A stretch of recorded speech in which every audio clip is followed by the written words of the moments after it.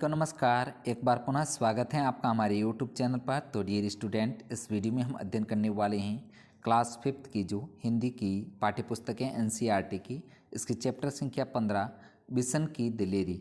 इस पाठ का संपूर्ण सॉल्यूशन इस वीडियो के माध्यम से हम करने वाले हैं, यानी कि इस पाठ के जितने भी प्रश्न उत्तर हैं सभी के प्रश्नों के उत्तरों का अध्ययन इस वीडियो में हम करेंगे। तो देखते हैं सबसे पहले कहानी से। इसके तहत 1 नंबर प्रश्न है जो, जी हाँ हमारे पास लाइसेंस वाली बंदूकें हैं, सरपंच माधो सिंह भी हमें जानता है। शिकारियों ने कर्नल साहब से क्या सोचकर ऐसा कहा होगा? तो इसका उत्तर आपको लिखना है, कर्नल साहब के रौब से बोलने व डांटने पर वे डर गए होंगे, इसलिए उन्होंने कहा हमारे पास लाइसेंस वाली बंदूकें हैं, सरपंच माधो सिंह भी हमें जानता है। नेक्स्ट है अगला प्रश्न 2 नंबर, बिशन घायल तीतर को क्यों बचाना चाहता था? तो इसका आंसर आपको लिखना है, घायल तीतर को देखकर बिशन का दिल पिघल गया। वह उसको घायल अवस्था में असहाय नहीं छोड़ सकता था, अतः उसने उसे उठा लिया और उचित इलाज करके तीतर को बचा लिया। नेक्स्ट है अगला प्रश्न 3 नंबर, घायल तीतर को बचाने के लिए उसे किस तरह की परेशानियां हुई? इसका उत्तर आपको लिखना है, उसे कांटेदार झाड़ियों के रास्ते से जाना पड़ा। वह घुटनों के बल पर चल रहा था, जिस कारण उसके हाथ पांव में भी कांटे चुभ गए थे। वह काफ़ी देर तक दौड़ता रहा, जिससे उसकी कमीज पसीने से गीली व फट गई थी। नेक्स्ट है अगला प्रश्न 4 नंबर, घायल तीतर अगर तुम्हें मिला होता तो तुम उसे पालते या अच्छा होने पर उसे छोड़ देते, क्यों? तो इसका उत्तर आपको लिखना है, घायल तीतर अगर हमें मिला होता तो हम उसे अच्छा होने पर छोड़ देते, क्योंकि सभी पशु पक्षियों को स्वतंत्र रहने का अधिकार है। नेक्स्ट है आगे प्रिय विद्यार्थियों, भाषा की बात। इसके तहत कुछ प्रश्न हैं, इन वाक्यों को अपने शब्दों में लिखो। सुबह की हल्की धूप में खेत सुंदर लिख रहे थे। तो इसका होगा, सुबह की हल्की धूप में खेत सुंदर दिख रहे थे। अगला वाक्य है, वह इतना तेज चल रहा था मानो उसके पंख लगे हुए थे। तो इतना तेज चल रहा था कि उसके पंख लगे हुए हों। नेक्स्ट अगला इसका 2 नंबर प्रश्न है जो, तीतर स्वेटर में फंस गया तो बिशन ने उसे पकड़ लिया और अपने सीने से चिपका लिया। ऊपर वाक्य में उसे शब्द का इस्तेमाल तीतर के लिए किया गया है। एक ही संज्ञा का बार बार इस्तेमाल करने की बजाय उसकी जगह कुछ खास शब्दों का प्रयोग किया जाता है। ऐसे शब्दों को सर्वनाम को टिक रूप में छांट कर लिखो। तो इसका क्या है, मास्टर साहब ने अप्पा राव को पास बुलाकर कहा कल घर पर आना, मैं तुम अपना तुम। इसी प्रकार ख ग सेंटिला, तुम नागालैंड के किस शहर में हो? सुधा ने आप बुआ से पूछा पापा कितने बड़े हैं? मोहन समझ में नहीं आया। तो यहाँ पर रिक्त स्थानों के अंदर आपको जो है ये सारे के सारे नीचे शब्द दे रखे हैं, ये क में भरने हैं, अपने तुम मेरे, ख में तुम्हारा, ग अपने आप से और घ है उसे। नेक्स्ट आगे ड में भरना है अपने और उसे। इस प्रकार साथियों इसको जो है रिक्त स्थानों को पूर्ण करना है भर के। आगे है प्रश्न 3, वाक्यों को पूरा करना है। तो यहाँ पर क जैसे यहाँ पर वह इतना धीरे धीरे चल रहा था मानो चींटी चल रही हो, इसका क का आंसर है। इसी प्रकार अगला है रात में, ख है रात में चमकते तारे ऐसे दिख रहे हो मानो आकाश में तारों की चादर बिछी हो। ग है तुम मंगल ग्रह के बारे में ऐसे बता रहे हो मानो तुम मंगल ग्रह पर जाकर आए हो। और घ है बिल्ली चूहे को ईएसआई ललचाई नज़रों से देख रही थी मानो अभी खा जाएगी। अब आगे है फसलों के इर्द गिर्द। तो इसका प्रश्न संख्या 1 है, इस कहानी में सेबों के खेत और सीढ़ीनुमा खेत का जिक्र आया है। अनुमान लगाकर बताओ कि यह कहानी भारत के किस भौगोलिक क्षेत्र की होगी और वहाँ सीढ़ीनुमा खेत क्यों की जाती होगी?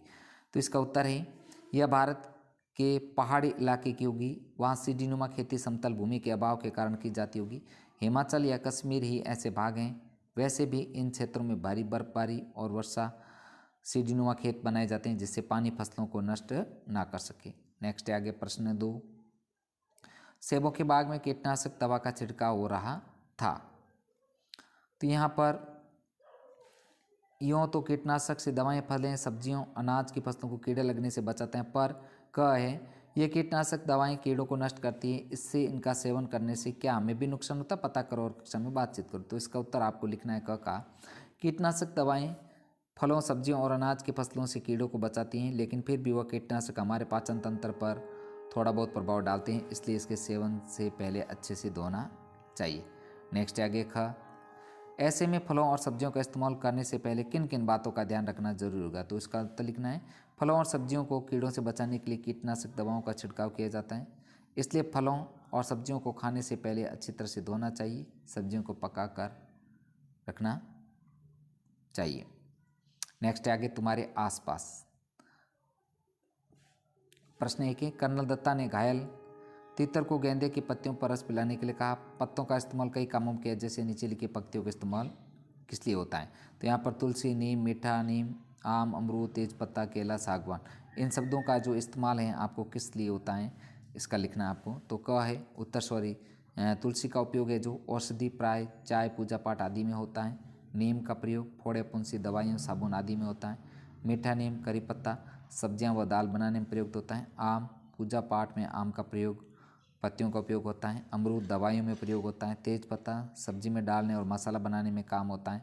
केला पूजा पाठ और भोजन के करने में प्रयोग होता है। और सागवान इनके पत्तों के दाने और पत्तल बनाए जाते हैं। अगला प्रश्न है, कर्नल साहब के कहने पर बिशन दौड़कर दवाइयों का बक्सा में आया, इसे तुम प्राथमिक चिकित्सा बॉक्स फॉर टेड बॉक्स के नाम से जानते होंगे। तो इसका क्या है, इस बक्से में क्या क्या चीज़ें होती है? तो प्राथमिक चिकित्सा बॉक्स में रुई, डिटॉल, क्रेप, बैंडेड, छोटी कैंची, मलहम, पट्टी आदि चीज़ें होती हैं। ख है, इसका इस्तेमाल कब कब होता है? तो इसका इस्तेमाल प्राय मामूली चोट लगने या छोटे मोटे उपचार के दौरान किया जाता है। आगे है प्रश्न संख्या 3।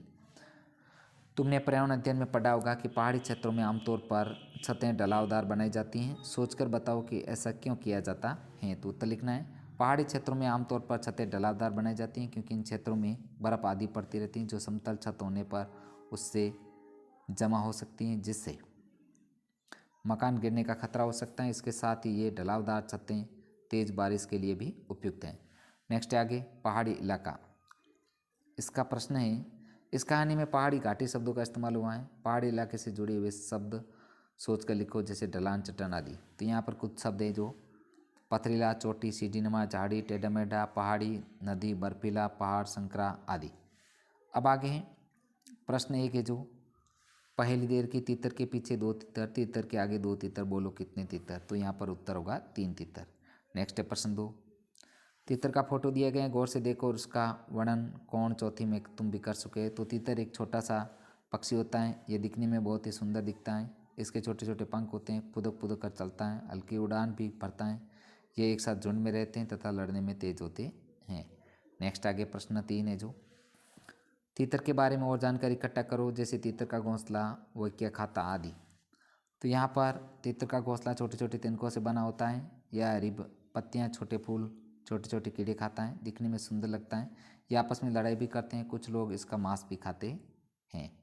तो प्रिय विद्यार्थियों, हमने इस वीडियो में जो कक्षा 5 की हिंदी विषय की लेटेस्ट जो एनसीईआरटी की पाठ्य पुस्तक हैं, इसका जो चैप्टर संख्या 15 बिशन की दिलेरी, इस पाठ का संपूर्ण सॉल्यूशन हमने इस वीडियो के माध्यम से किया है। तो प्लीज़ साथियों, आपसे रिक्वेस्ट है, वीडियो को लाइक तथा शेयर कीजिए। चैनल पर नए हो तो चैनल को सब्सक्राइब कीजिएगा। साथ ही मिलते हैं नेक्स्ट अगले चैप्टर के साथ में। वीडियो देखने के लिए आपका दिल से धन्यवाद।